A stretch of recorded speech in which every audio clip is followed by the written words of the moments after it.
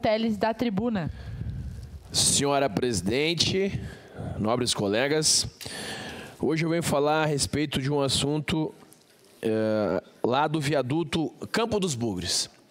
Uma obra muito importante para a cidade de Caxias do Sul, que foi realizada no ano de 2009. Inclusive, uma das últimas obras de grande vulto viário aqui do nosso município. Então, para quem não conhece, esse viaduto ele está localizado lá na RS 122, na interseção entre a Perimetral Norte e a Perimetral Sul. Uma obra de grande relevância que seria para auxiliar no trânsito. No entanto, hoje ela é um grande percalço dos motoristas aqui da nossa cidade. E por quê? Porque ela não tem o seu pleno funcionamento, ou seja, ela não está trabalhando na sua capacidade máxima de desempenho. Quando ela foi projetada, seria para que os veículos que fossem adentrar o centro da cidade seguissem por cima do viaduto. No entanto, hoje, a maioria desses veículos o fazem na parte de baixo. Isso acaba cortando totalmente o fluxo entre as perimetrais norte e sul.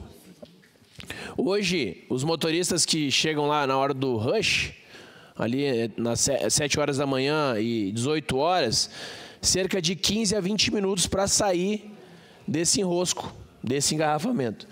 Então aqui, o que eu iria sugerir para a nossa Secretaria de Trânsito?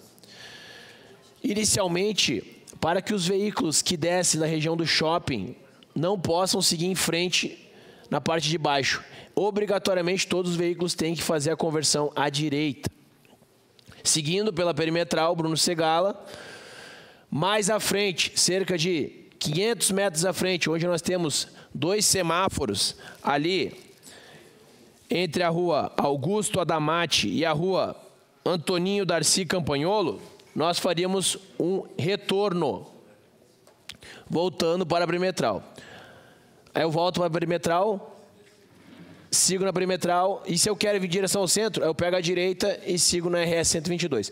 Somente essa mudança de proibição de seguir em frente para quem desce do shopping Iguatemi vai causar um impacto significativo e positivo naquele trânsito, porque aí você deixa o trânsito livre para os veículos que estão passando por baixo do viaduto, que estão vindo da perimetral sul, passando para a perimetral norte. Do outro lado, da mesma forma, os veículos que descem, o veículo que desce do centro, ele não pode seguir reto ali pela João Nichelle ou pela marginal da RS 122. Ele obrigatoriamente deve fazer um contorno, uma conversão à direita, seguindo na Rubem Bento Alves.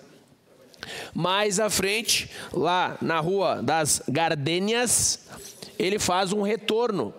Volta pela perimetral, né, faz um retorno, pela própria perimetral, volta, vai para o viaduto e aí ele segue o seu ciclo normal.